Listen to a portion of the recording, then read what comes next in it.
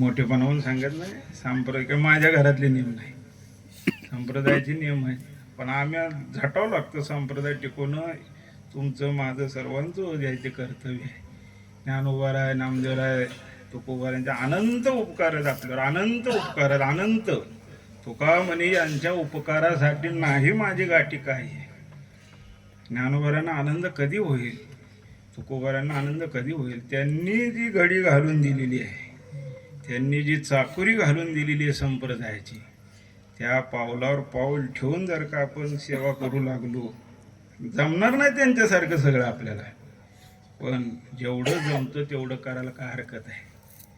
ज्ञानोबारांना आनंद वाटेल. जे बीज मी पेरलं या महाराष्ट्रात, जे पाया रचला, त्याची इमारत अगदी चांगली उभा राहिली. बरं, माझी लेकरं अगदी गोड मी सांगितल्या पद्धतीनं सेवा. बापाला असा आहे, पुत्राच्या विजयन पिता संतोष होतच आहे.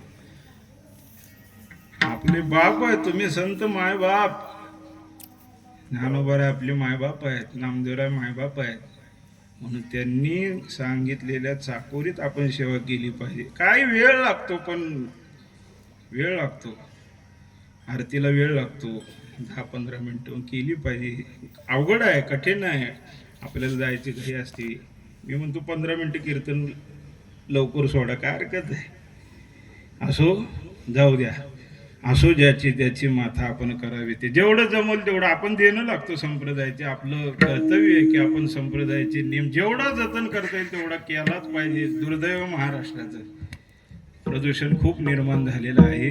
हे प्रदूषण रोखणं तुमच्या माझ्या तरुण वर्गाच्या हातात आहे. सर्वांनी प्रयत्न करावा, जे काय आहे त्या पद्धतीनं करा. आपण काय संप्रदायाचे मालक नाही, पण वाडवडिलांनी चाकुरी घालून दिलेली त्या पद्धतीनं करणं मात्र आपल्या हातात आहे.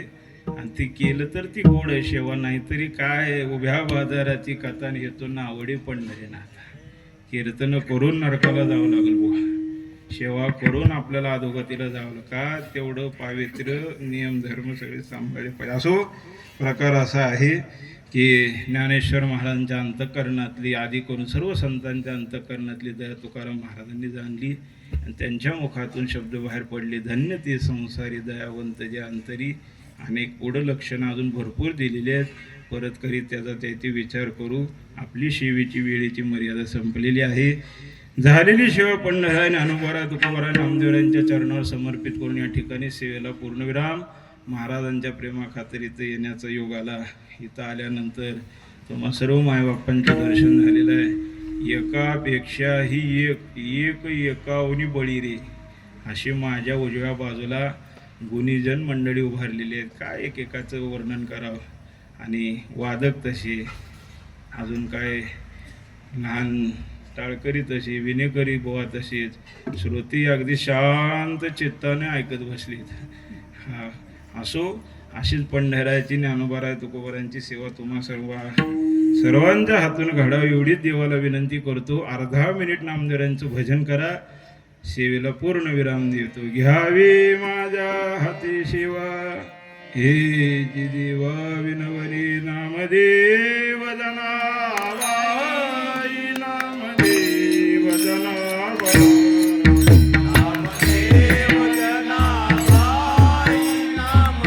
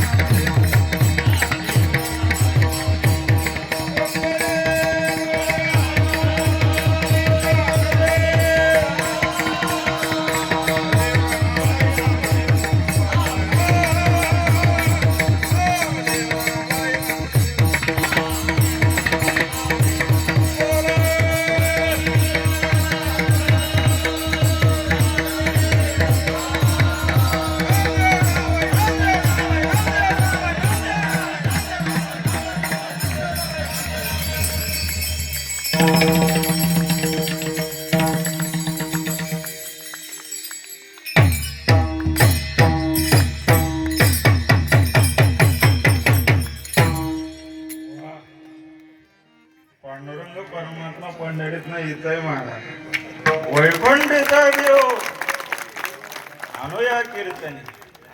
ही ताकद आहे कीर्तनाची. देवाला इथं खेचून यावं लागतं. मुरडोन योग्यांची मानसी धावणी जाय कीर्तनाशी. तेथेची तिष्ठे अरणेशी स्वानंद येशी डुलतो. माझ्या भक्तीची आवडी हरी कीर्तनी घाली उडी. कीर्तन सुखाची मज गोडीन कोडो विकडी नाचतो. ही संतांचं कीर्तन आहे, वारकऱ्याचं कीर्तन आहे. आणि अशा पद्धतीनं सेवा आमच्याकडनं करून घ्या. आम्हाला बाकीचं काय माहित नाही. कारण कथेची सामग्री दिहा अवसानावरी नको जाऊ देऊ भंगन गाते माझी पाणी. आपली सेवा करायची ताकद नाही, भक्ती तो कठीण. त्यानं त्याच्या मनात असेल तर व्हायला फार वेळ. सेवा करून होणं हातातनं भाग्य लागतं, मला कोणालाही घडत नाही. या निमित्तानं देवाला एवढीच सात्विक विनंती आहे, आमच्या हातून सेवा घ्यावी माझी सेवा. दीन दुर्बलाची सेवा. बाकी आम्हाला जेवणात काही नको. सेवेमध्ये तुका म्हणे देवान सत्य घ्यावी आता सेवा. सत्य शब्दाला महत्व आहे. संप्रदायातल्या नियमात आम्हाला सेवा करून घे एवढी विनंती करतो. सेवेला या ठिकाणी पूर्ण विराम देतो. बोला.